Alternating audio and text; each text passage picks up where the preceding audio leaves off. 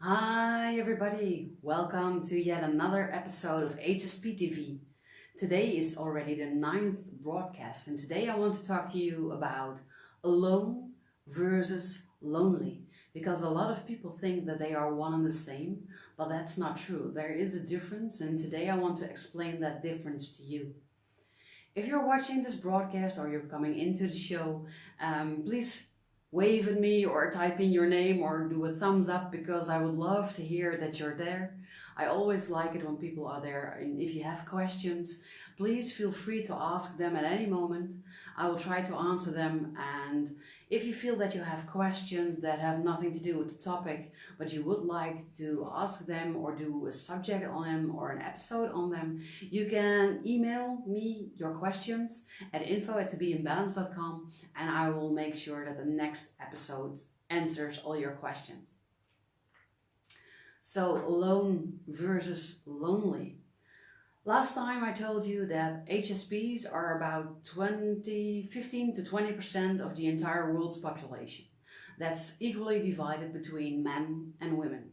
So if we are 20% of the total world population, that means that 80% is not high sensitive. That means that every 4 out of 5 people you meet daily in your life is not like you. They are different and they are significantly different. And because 4 out of 5 people is different and we tend to not really meet other highly sensitive people or not recognize them as highly sensitive, that can give us a sense or a feeling like we are alone. There is nobody out there that is like us, and there's nobody that feels the same things that I feel, and that can make you feel alone. Alone is also when you are physically alone, like I am now in my practice. I am physically alone, and you can also feel alone when you have to do everything by yourself. Do your groceries, do your shopping, do your vacations, do your work, everything alone. So alone is more a state of being. You are either alone or you're not, and you can also feel alone when you feel that you cannot connect with other people, when other people don't understand you, and when you get that feeling that there are no other people like you out there. That can also feel quite alone. But lonely is more when there is also a longing, there is a desire, there is a wish, and it can also be combined with a kind of melancholy or maybe even a sadness. It is a heart's longing for somebody else.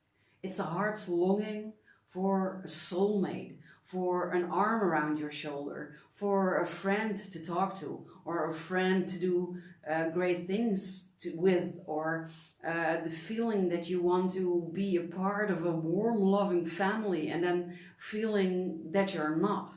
And it can either make you feel alone when you don't have any significant emotions with it and you've already dealt with them, and then you just realize, okay, I don't have any family, I'm alone. But if you feel a strong desire to have that family, to have, hi Cindy, nice that you're here, thank you for watching.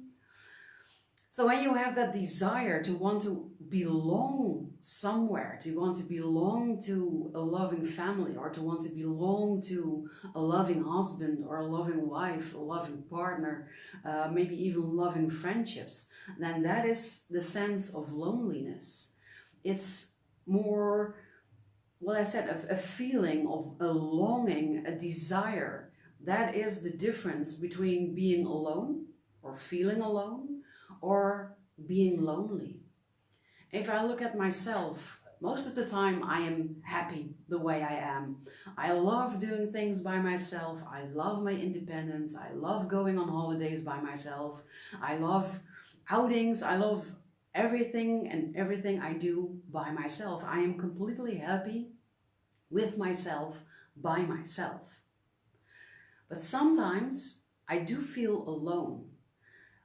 I already told you last time about HSPs. Then you also have the HSSs. Those are the high sensation seekers.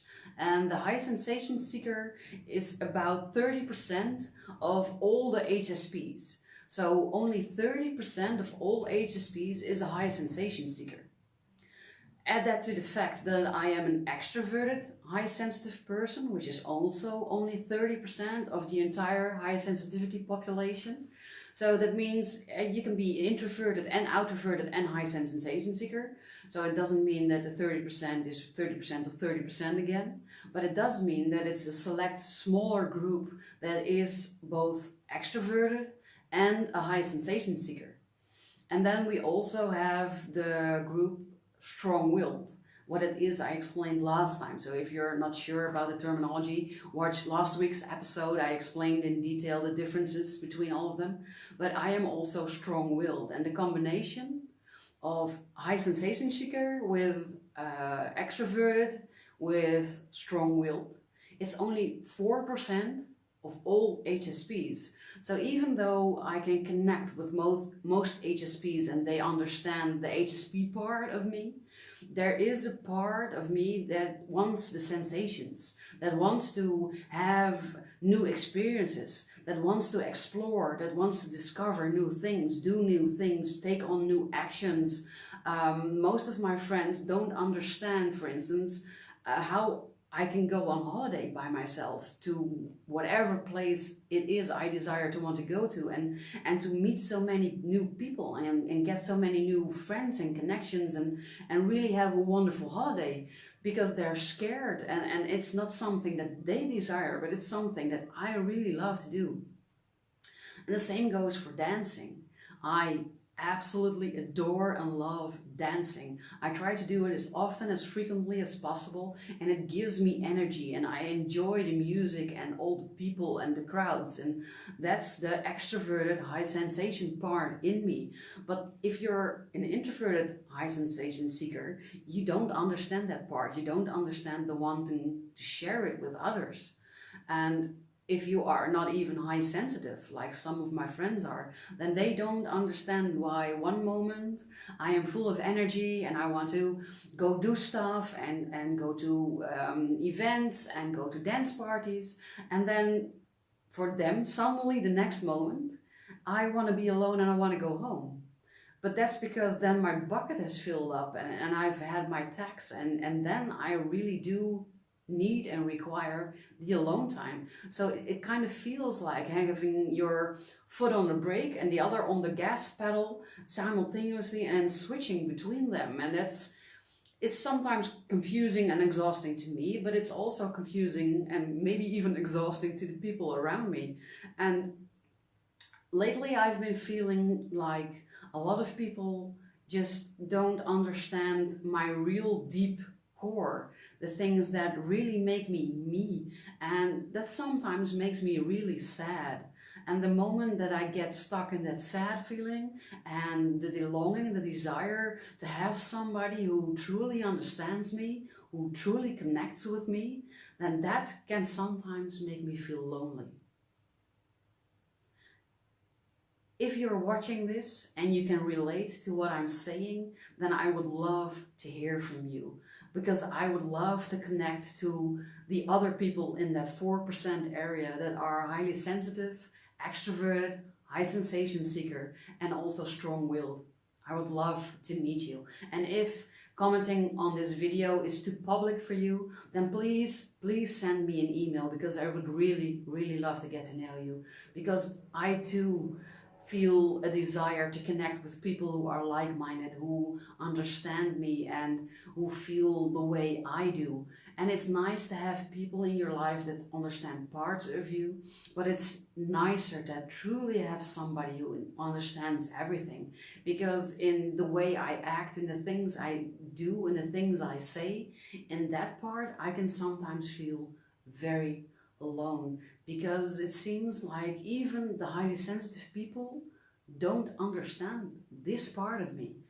I used to be able to talk to my mom about everything, because she's also high sensitive, but she is not a high sensation seeker, and I'm not sure if she's strong-willed and also highly gifted.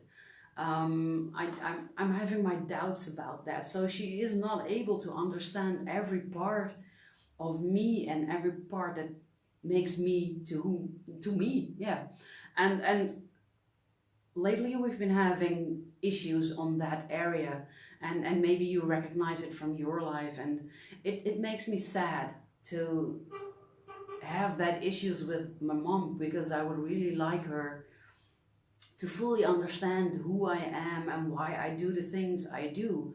And sometimes in that part I feel alone. I feel not understood, and yeah, I would sometimes wish that that was different. But the times I don't wish that to be different, I just feel alone. And the times I do wish that were different and I feel that longing and that desire again, I feel alone and lonely. I know it's a really small line, but there is a difference. There is a line in between feeling alone and feeling lonely. Because most of the time, even though I feel alone, it's not a problem. I'm still happy, I'm still doing my things, I'm still enjoying my life and being grateful for everything that's in there. So I'm still feeling good even though I feel alone. But feeling lonely usually means that you're not feeling good. I don't think I've ever encountered somebody that was feeling lonely but also feeling really good about it. Usually when you're lonely you feel miserable and you feel sad and you want to cry and you don't feel good. So that's also a big difference between the two. Besides being a high sensation seeker, a highly sensitive extrovert and a strong-willed, I am also highly conscious and highly gifted. And that makes me enter the top 2% of the highly sensitive community. And that makes me even more like an outcast sometimes. Even within the HSPs, I sometimes feel like an outcast because, for instance, at school, when I was young, I did my Atheneum, which is a really high level of middle school here in Holland. And I didn't dare tell my classmates that I didn't do anything for my homework. For me, it was enough to pay attention during class, and then I got really high grades. I started doing my homework for the first time, I think, in the end of the 5th year. In the entire studies is 6 years. So only about the last year, I actually did something with my homework, and it was just going through it and thinking, okay, I know this, I know this, I know this, okay, this part I have to read, I know this, I know this, I know this, oh, this part I have to read, okay, now I'm done. That was me doing my homework. And then I spoke to my classmates and they all told me how much time and effort they put into their homework, how many hours they had studied. And then when the test came, the results of the test came, they had managed to score like a 6 or a 6.5, which is in the middle, just enough. And I had a 9 for my test and I didn't even really study, and it made me feel like there's something wrong with me, that I was not okay the way I was, but also that I couldn't be honest about that part. And I know a lot of you can relate to this because I hear it a lot in my practice, and that's why I am telling you about myself, even though I find it difficult to do this, to share all these things with you, because even though I am an extroverted person, I am still a very private person, and I don't like to share all my private stuff. But I'm doing it right now, not because I love talking about myself, but because I recognize that my story could be your story. And in hearing my story, it could make you feel less lonely, make you feel less alone, make you feel like you're not the only one out there that is feeling what you're feeling, and that there are other people who feel the same things, who are experiencing the same things. And that is one of the key benefits of being in contact with other HSPs, to just feel like you belong somewhere, that you are not weird, you're not strange, and that there are people out there that think the same, that feel the same, that do the same, that act the same, and that understand. They just understand, and they don't have to ask questions, they don't have to have an opinion, they don't have to reject you, they just understand. And that's, I cannot express how valuable that is. So again, if you're watching this and you feel in any way connected to my story, I could also really use people who reach out to me and tell me that they connect, or that they feel the same things, or that they are also a highly sensitive, extroverted person with high sensation seeking abilities, strong-willed, and maybe even high conscious and highly intelligent. I would really love to connect with you all. So thank you for being here. Thank you for watching. Thank you also for giving me the courage to go on this camera and talk to you in this way and share my story with you. I hope you will send me your questions again for next week.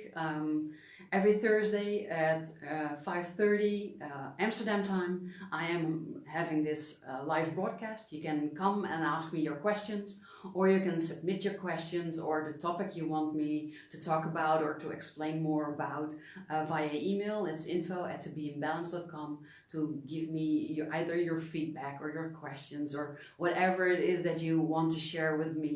I would love to hear from you. So thank you again for watching. Thank you for your attention. And I hope to see you again next week, next Thursday, 5:30, Facebook Live, my personal page, with your questions. Thank you. Bye-bye.